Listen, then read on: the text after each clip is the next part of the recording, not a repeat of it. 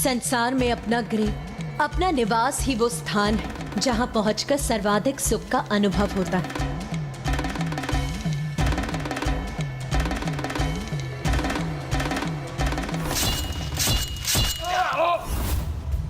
उस असुर के वध के समय माँ के मुख पर जितना क्रोध था, अब यहाँ कैलाश लौटकर उतनी ही आनंदित प्रतीत हो रही है वो।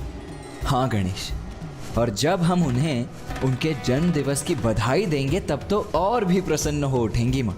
किंतु भैया, आपसे पूर्व बधाई मैं दूंगा उन्हें।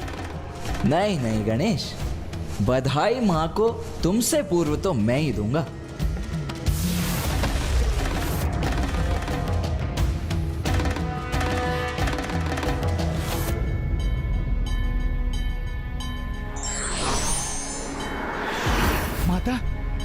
माता आ गई, माता आ गई।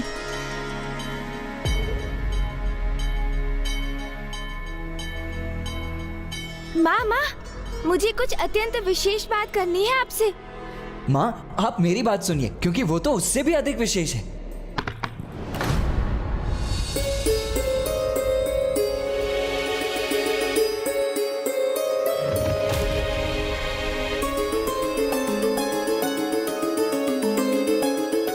क्या पुनः क्रोधित हो रही हैं? किंतु इसका क्या कारण हो सकता है गणेश? क्या पुनः किसी असुर से उत्पन्न संकट का आभास हो रहा है उन्हें? क्या हुआ माँ? वही जो मेरी अनुपस्थिति में यहाँ होता। यहाँ की व्यवस्था कितनी बिगड़ गई।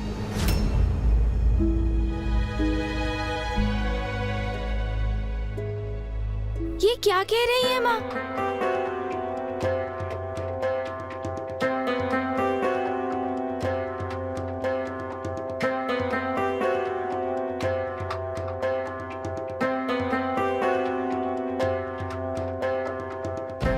यदि भवन की ऐसी अवस्था है तो स्वामी के ध्यान का स्थल किस दशा में होगा? इतने बड़े युद्ध में इतने शक्तिशाली असुर का वध करने के उपरांत अब अपने योद्धा रूप को त्याग एक कुशल गृहिणी का रूप धारण कर लिया है माता ने। और अब यहाँ की छोटी से छोटी अव्यवस्था भी उन्हें स्वीकार नहीं होगी भैया।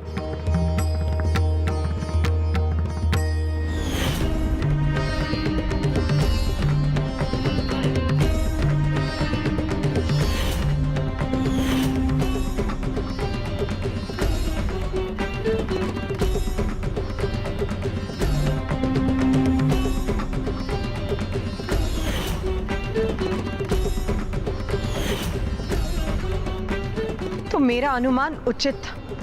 यहाँ तो कोई स्वच्छता नहीं, सब कुछ कैसा बिखरा पड़ा है। हाँ, स्वामी अपना ध्यान कैसे करेंगे?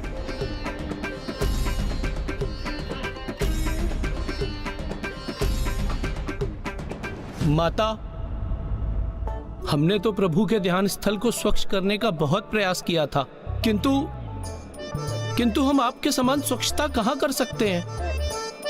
और ये देखिए ना माता, आज के दिवस ही हमने इस स्थान को 3-3 बार स्वच्छ किया है। देखिए ना माता, देखिए ना माता, देखिए ना।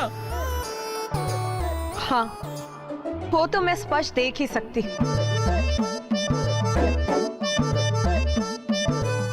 मेरा विश्वास कीजिए माता, हमने आपके आदेश के अनुसार प्रभु के इस ध्यान स्थल को प्रत्येक दिवस एक-एक पहर ध्यान से बुहारा है, तभी तो यहाँ इतनी स्वच्छता है ना, है ना, है ना, है ना, है ना।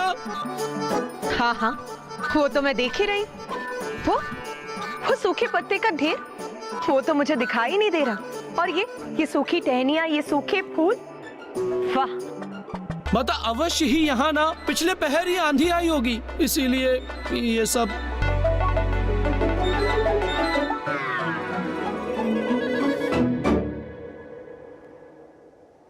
कोई बात नहीं नंदी जी, अब मैं आ गई हूं ना, अब मैं सब संभाल लूं।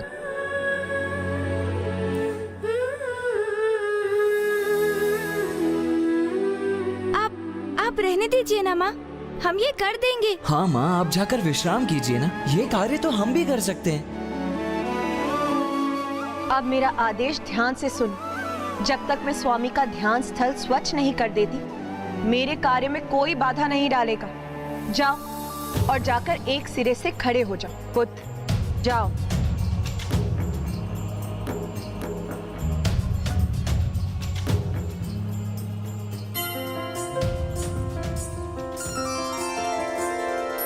देवी जिसने चंड मुंड दानव संहारे, नारी बन के आज स्वयं घर को भी संवारे। हो रणभूमि में अपना रणवीर दिखाए, घर में वही शिव सेविका भी बन जाए। आंचल से अपने माँ आसन को पोछे, प्रेम और श्रद्धा से प्रभु को बिठाए।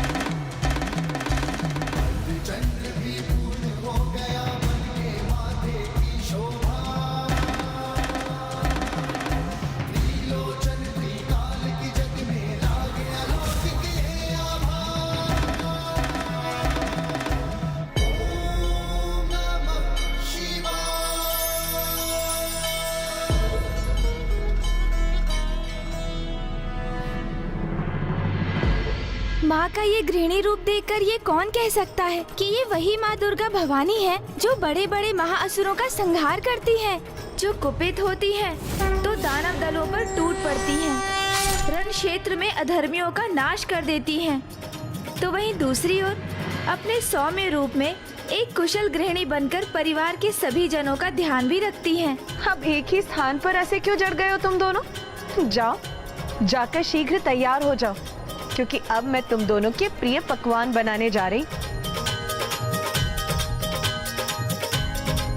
कैलाश लौटते ही बिना एक क्षण विश्राम किए तुमने एक माँ और पत्नी का भी दायित्व संभाल लिया उमा।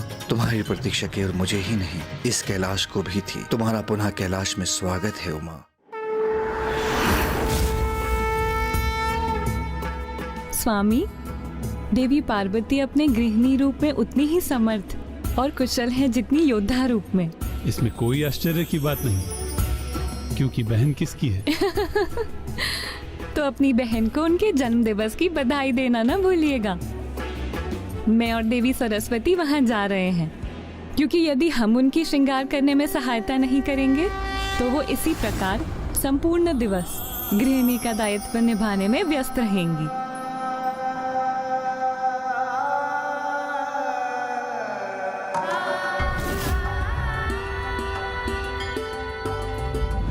जाने दीजिए ना भैया, मैं छोटा हूँ ना आपसे।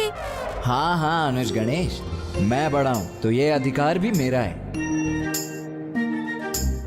क्या हुआ अनुज गणेश? हाँ, आप बड़े हैं, इसलिए आपका आदेश नहीं टाल सकता मैं। मुझे माँ को सर्वप्रथम बधाई देने की इच्छा तो बहुत थी, किंतु आप ही जाइए भैया। आपका अनुज गणेश पीछे ही रहेगा। ठीक है अनुज गणेश, जाओ, माँ को जाकर सर्वप्रथम तुम ही बधाई दे दो। जाओ। क्यों ना ऐसा करें भैया कि हम दोनों एक साथ चलकर माँ को बधाई दें? ये भी उचित है। चलो फिर।